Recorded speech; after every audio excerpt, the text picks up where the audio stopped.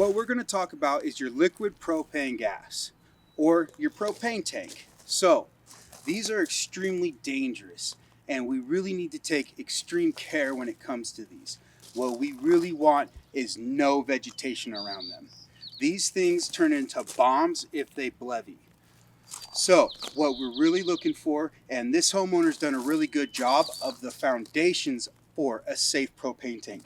They have a cement pad here which keeps weeds from growing up underneath it. Then they have rock out here. It would be nice to see this rock a little further out, but that's okay if the grass was short, very short. I would say under 2 inches. A thing we need to talk about is the trees that overhang this.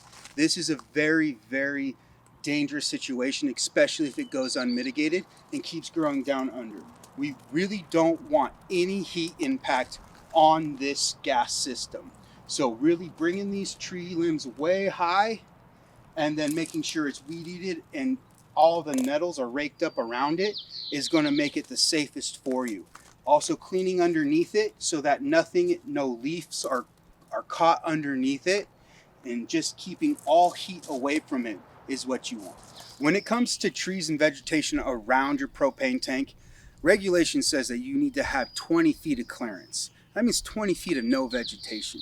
So in this case, this tree should be taken out and removed. So should this one. And you go from farthest point of propane tank out at least 20 feet. And at least 10 feet around the propane tank needs to be bare mineral soil, rock, or concrete. And then extending from there, all grasses need to be mowed to a minimum of 4 inches.